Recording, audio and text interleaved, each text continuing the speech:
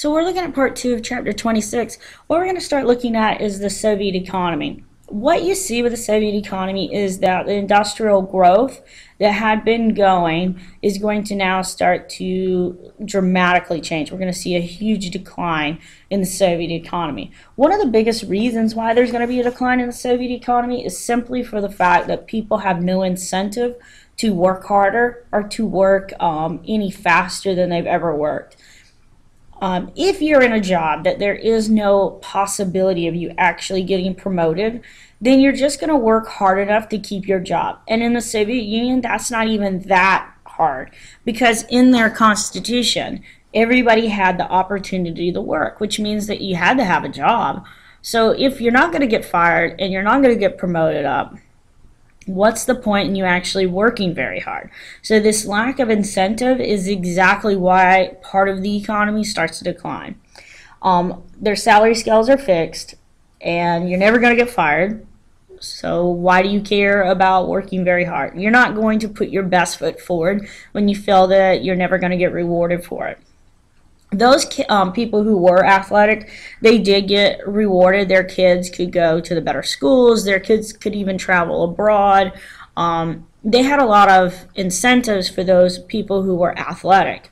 So you'll see this with like the Olympics, particularly like the Moscow Olympics in the 1980s. You'll see the Russian athletes or the Soviet athletes really trying to perform their best.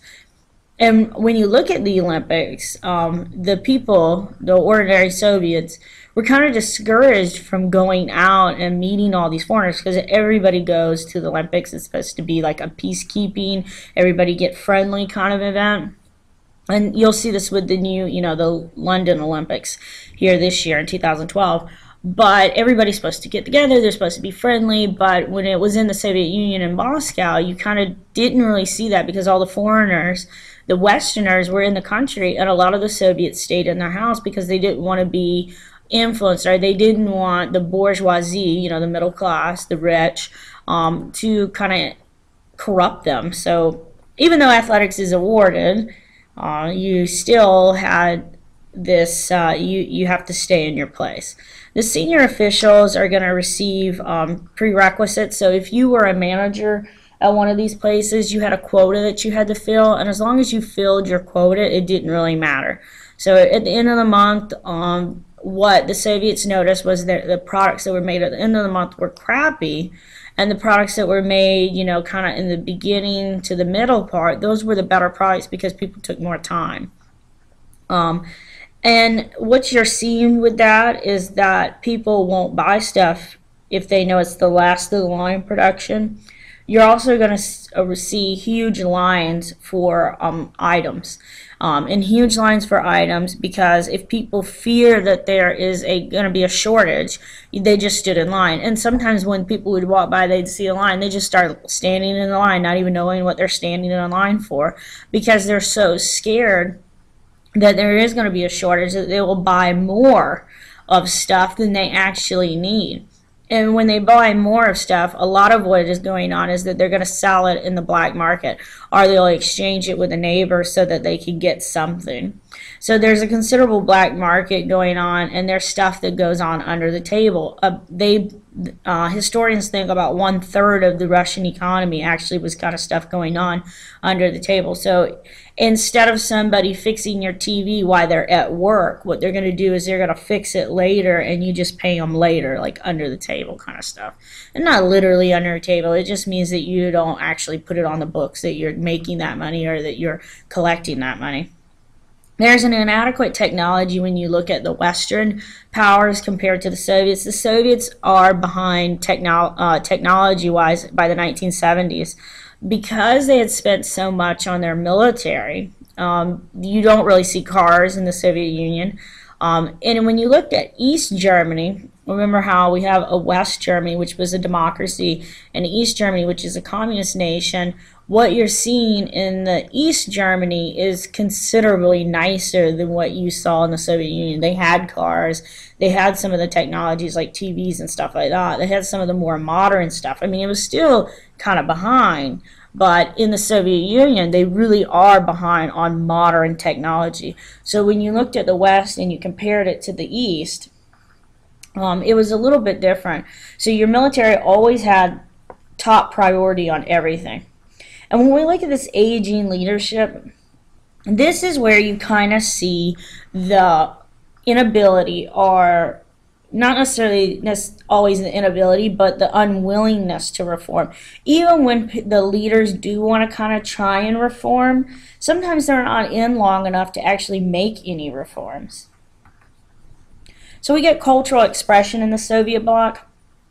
Post-war, that means after World War II, there's a cultural wasteland, and that's kind of because of Stalin. I mean, Stalin is all about switching the economy and making it a heavy industrial economy. So you're not seeing people investing a whole lot in art or literature or anything like that. And I mean, anything that was anti-Soviet or anti-communist, you're not going to write it. And you can't criticize the government.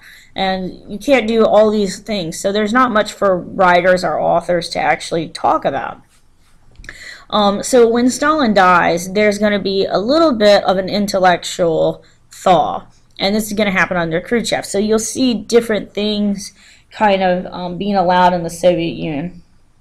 But again, there are going to be things that are going to be banned just for the simple fact that they're very anti-Soviet, or they criticize the government. So exile rather than imprisonment was an advance of sorts. You know, Khrushchev might not have just always imprisoned people. Sometimes he just he deported you out of the Soviet Union. There's going to be some reaction under Brezhnev. What he will do is kind of reinstate all the Stalin stuff. Excuse me. He'll reinstate it because he's trying to regain control. And remember, under Khrushchev, there's a little bit of a backlash thanks to the Cuban Missile Crisis. So under Brezhnev, he's going to kind of go back to the old policy. You're going to see in Eastern Europe, there is actually a little bit of a thaw. You're going to see people in Eastern Europe starting to have a little bit more of that intellectual or cultural revival. Television, tourism, and spectator sports are pretty popular in the Soviet Union, particularly like in the East. They're going to be closer to the Western democracies, so some of that stuff will bleed over a little bit more. Social changes in the Soviet Union and Eastern Europe. The Soviet bloc is going to make the transition from peasant to industrial society. So you're not going to have so much of an agrarian or agricultural society. You're going to actually start seeing industries developing. The old ruling class lost its wealth and its special status, so you're going to see that going away. And for a lot of the Eastern European areas, that was, you know, it was a dramatic shift. For the Soviet Union, I mean, they have been doing that with the Soviet Revolution. Education, you're going to have a lot of educational opportunities. They're going to be increased as well. And part of that educational increase is it will depend on your social class. Kids who came from a middle-class family, they'll actually have more opportunities in the Soviet Union to get a university degree or to attend a university. So if you were the son of a worker, you know, just a regular worker, you could go to law school. I mean, there was social mobility in that, in the educational opportunities. So a lot of the new people who were being educated came from working class Soviet families. There's a new elite developing as well. Communist Party members, state officials, high-ranking military officers, and secret police, and some of the professions, they were your new elite. I mean, you know, of course, if you're a secret police, you are going to normally have what you want.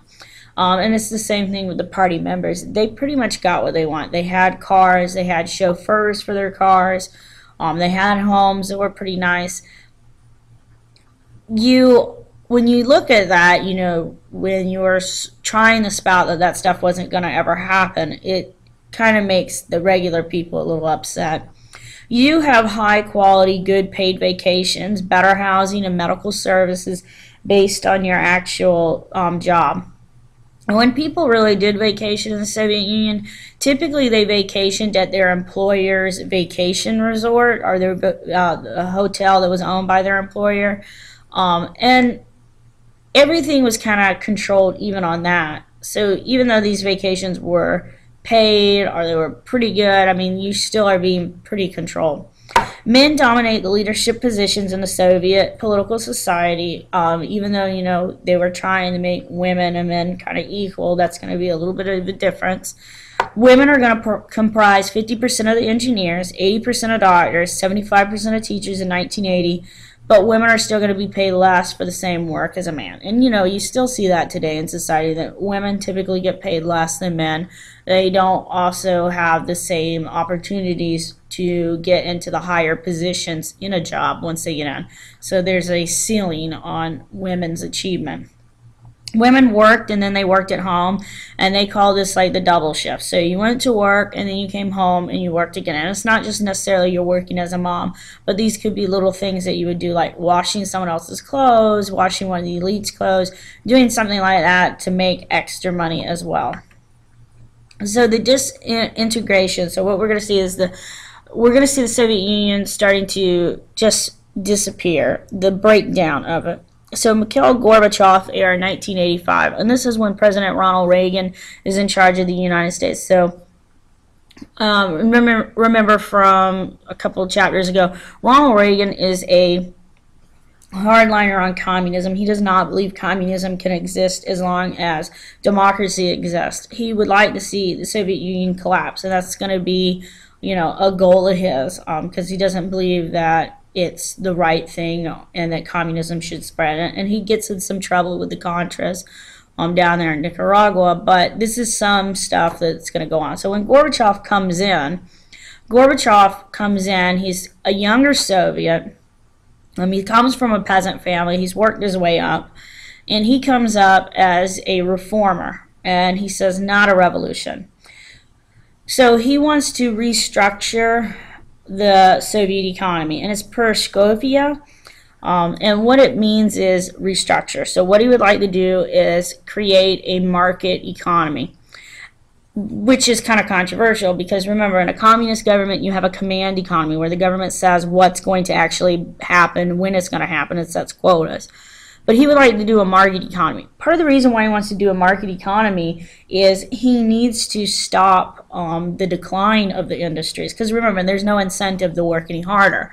But because he says that, you know, I want to have a market economy, which is a capitalist economy, what he's doing is he's kind of bucking heads with the old Soviets. So there's going to be a controversial way of handling this. You know, if you say now we're going to allow people to choose, that goes very much against the Soviet command economy. Glasnost is his other thing that he wants to do, and it's openness. And what openness means is like you can discuss the strengths and the weaknesses of the Soviet Union. So you're going to start seeing people actively talking about accidents, like Chernobyl disaster, and that's where, you know, the nukes, and now they made some crazy movie about it. But you'll start seeing people talk about the faults of the Soviet Union. Religious services are going to be allowed, so you'll see people getting married now, because in the Soviet Union before this it was civil unions, and you just go to the courthouse. But now you're going to see people getting married in the traditional like church format. We're going to have 2 candidate elections, and that's going to be encouraged. It doesn't necessarily mean that anything's really going to change there. He's also going to release political prisoners, or he's going to release them from their house arrest. And we're starting to see other political parties being allowed. So he changes the this constitution of the Soviet Union. He strikes out that part saying that there's only one political party allowed. He's actually going to allow more. And Gorbachev will officially become the Soviet Union's first president in 1990. And by 1990, the Berlin Wall has collapsed. The Soviet economy is pretty much on the collapse because of all the money that they've been funneling into the military. And so the guy who gets credit for the Soviet Union collapsing is President Ronald Reagan. And you guys probably remember that a couple years ago when he died, they were going over everything that he was responsible for, and they kind of gave him credit for this. The beginning of the end, the Soviet Union is kind of a mishmash of 92 nationalities and 112 recognized languages. And because of that, it's just like that Habsburg Empire, the Austrian Empire, it's hard to get a nationality or a true consolidation of power. So national independence movements are going to appear. So you're going to see all these Eastern European, these satellite states starting to get their own independence.